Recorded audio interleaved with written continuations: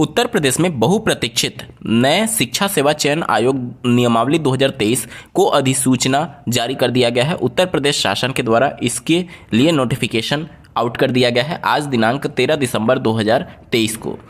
उत्तर प्रदेश की official website शासनादेश.up.gov.in से आप इस नोटिफिकेशन को प्राप्त कर सकते हैं। टोटल 76 पेज का ये नोटिफिकेशन है, जिसमें आयोग के लिए क्या शर्तें होंगी, क्या इसके लिए नियम कानून होंगे, क्या इसकी एक तरीके से शक्तियाँ होंगी, किस प्रकार से रिक्रूटमेंट होंगे, उन सब के बारे में यहाँ पर जानकारी दी गई है। जैसा कि आपको ज्ञात होगा, परिषदीय प्राथमिक विद्यालय से लेकर के उच्च विद्यालयों में, विश्वविद्यालयों में भी इसी आयोग के माध्यम से भर्ती होनी है। यानी शिक्षा विभाग में जो भी भर्ती होगी, चाहे प्राइमरी की, माध्यमिक की, टीजीटी की, पीजीटी की, सभी इसी आयोग के माध्यम से होगी और इसी आयोग के अंतर्गत सभी नोटिफिकेशन निकाले जाएंगे और कार्रवाई की जाएगी। इसलिए आप देख सकते हैं सभी भर्तियों के लिए क्या नियम शर्तें रहेंगी, उसके बारे में भी यहाँ पर जानकारी दी गई है। आप अगर यहाँ पर देखेंगे तो इसी में इंटरव्यू की भी बात की गई है। इंटरव्यू सभी पद के लिए नहीं होंगे, जैसा कि आपको ज्ञात होगा प्राइमरी के लिए इंटरव्यू नहीं होता है। बाकी जिस भी पद के लिए इंटरव्यू होंगे उसमें 90% आपका रिटर्न के मार्क्स जोड़े जाएंगे और 10% इंटरव्यू के मार्क्स को जोड़ करके फाइनल मेरिट बनाई जाएगी। ठीक है, इसके बाद से अगर हम लोग बात करें, यहाँ पर देख सकते हैं अध्यापक और अनुदेशक की अर्हता, तो राष्ट्रीयता में मेंशन किया गया है। अध्यापक के पद पर सीधी भर्ती के लिए यह आवश्यक होगा कि अभ्यर्थी नागरिकता अधिनियम 1955 के अनुसार भारत का नागरिक हो।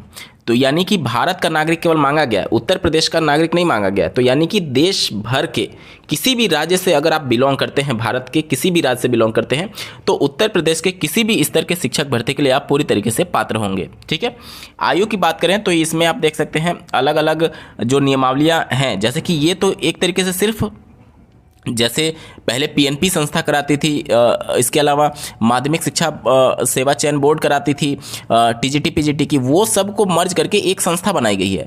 ये नियमावली नहीं है, ये संस्था के लिए एक तरीके से क्या नियम शर्त रहेंगी वो चीज़ें हैं। बाकी नियमावली जैसे परिषदीय प्राथमिक विद्यालयों में शिक्षक भर्ती जो अध्यापक सेवा नियमावली 1981 के अंतर्गत हो रही थी, उसी नियम शर्तों के अंतर्गत होगी। यहाँ पर इसके बारे में ये सभी सूचनाएँ दी गई हैं। ठीक है, इसके बाद से आप देख सकते हैं ये सभी बातें हो गई। उसके बाद से क्या भर्ती की शर्तें रहेंगी, देखिए भर्ती की प्रक्रिया के बारे में बताया गया है।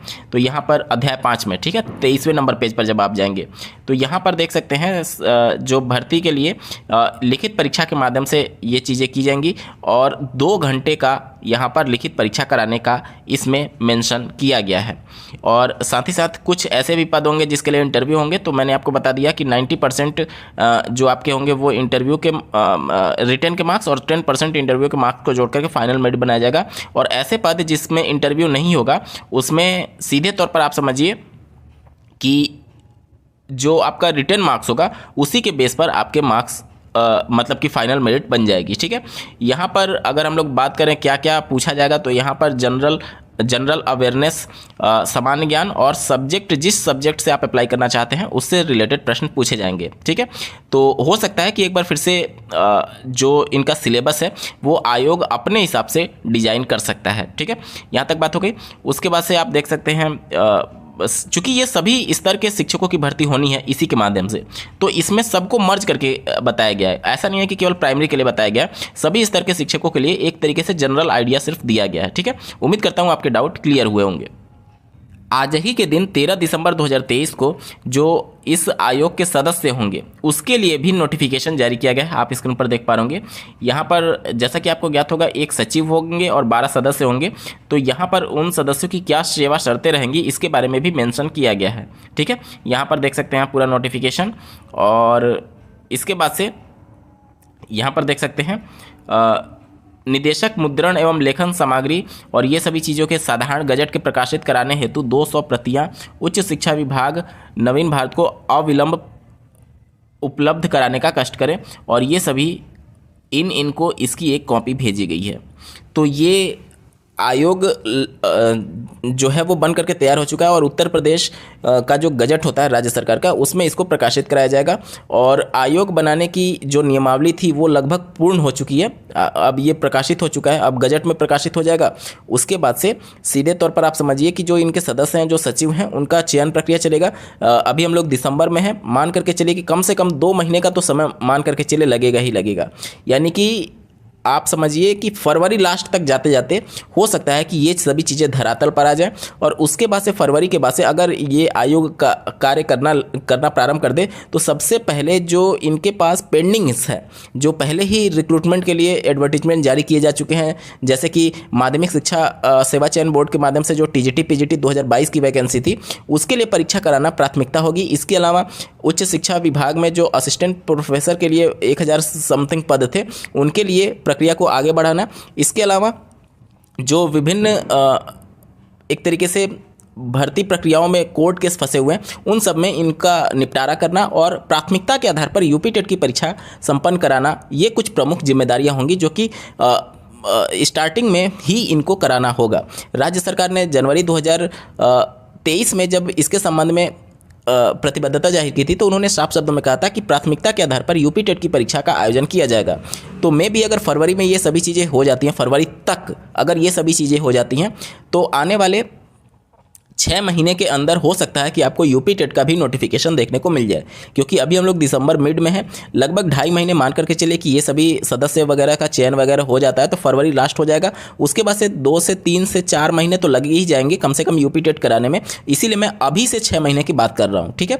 अभी से 6 महीने के अंदर अगर आयोग यूपी टेट को लेकर के गंभीर रहे, तो हो सकता है उसका नोटिफिकेशन जारी करके परीक्षा कंडक्ट कराया जा सकता है। तो अगर आप यूपी टेट के लिए सीरियस हैं तो अभी से लग जाइएगा, और नहीं तो सीटेट तो हर हाल में हो ही रहा है। दिसंबर वाला आपने अगर आवेदन किया होगा तो उसकी परीक्षा जनवरी में देंगे ही देंगे, अन्यथा की कंडीशन में फरवरी में फिर आपको सीटेट का नोटिफिकेशन देखने को मिल जाएगा। ये सभी चीज़ें चलती रहेंगी, शिक्षक पात्रता परीक्षा चलती रहेंगी।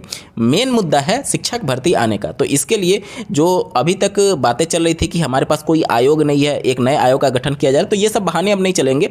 अब राज्य सरकार के ऊपर आप दबाव बना सकते हैं। हालांकि आपको ज्ञात होगा कि 2024 लोकसभा चुनाव है, तो ये सभी चीज़ें अगर समय से हो जा रही हैं, तो अगर आप दबाव बनाएंगे तो शिक्षक भर्ती को लेकर भी कहीं ना कहीं राज्य सरकार विचार विमर्श कर सकती है, क्योंकि लगभग 5 साल हो चुके हैं और 2024 में प्रवेश करते ही लगभग 5.5-6 साल हो जाएंगे जब कोई भी नई शिक्षक भर्ती का विज्ञापन परिषदीय प्राथमिक विद्यालयों में जारी नहीं हुआ है। तो इन सब चीज़ों को लेकर के आप दबाव बना सकते हैं। और आपको ज्ञात होगा एक मामला माननीय कोर्ट में अभी विचाराधीन भी है, जो कि आरटी एक्ट के धारा 26 के अंतर्गत कि किसी भी परिषदीय प्राथमिक विद्यालय या फिर किसी भी पर्टिकुलर एक जिले में 10% से ज़्यादा सीटों को खाली नहीं रखा जा सकता है। एक याचिका भी डाली गई है। तो कोर्ट से लेकर के जमीन तक जब तक आप संघर्ष नहीं करेंगे, तब तक शिक्षक भर्ती के रास्ते कठिन ही दिखेंगे, क्योंकि राज्य सरकार पिछले 5-6 साल से वही भर्ती का आंकड़ा गिना रही है जो कि 68,500 और 69,000 शिक्षक भर्ती का विज्ञापन जारी किया गया था। हालांकि राज्य सरकार ये भूल जाती है कि वो कोई नई शिक्षक भर्ती का रिक्रूटमेंट नहीं था, बल्कि माननीय सुप्रीम कोर्ट के आदेश के आधार पर 2017 में जब शिक्षा मित्रों का समायोजन रद्द किया गया था, 1,37,000 शिक्षा मित्रों का, उन्हीं शिक्षा मित्रों के पद को 2 बड़ी शिक्षक भर्ती में माननीय सुप्रीम कोर्ट ने कंडक्ट कराने के लिए कहा था। वहीं 2 बड़े पद शिक्षक भर्ती के लिए विज्ञापित किए गए, 68,500 और 69,000 शिक्षक भर्ती। उसके बाद से 5 से 6 साल होने को हैं, अभी कोई भी नई शिक्षक भर्ती का विज्ञापन राज्य सरकार के द्वारा जारी नहीं किया गया है। तो ये सभी परिस्थितियां कुल मिलाकर के ये है कि आप किस हिसाब से दबाव बना पाते हैं अथवा नहीं, जमीन से लेकर के कोर्ट तक, इसी पर डिपेंड करेगा कि शिक्षक भर्ती का विज्ञापन जारी होगा अथवा नहीं। उम्मीद करता हूं आपके डाउट क्लियर हो गए होंगे। इस वीडियो को देखने के लिए आपका बहुत बहुत धन्यवाद। भगवान करे आपका दिन शुभ हो।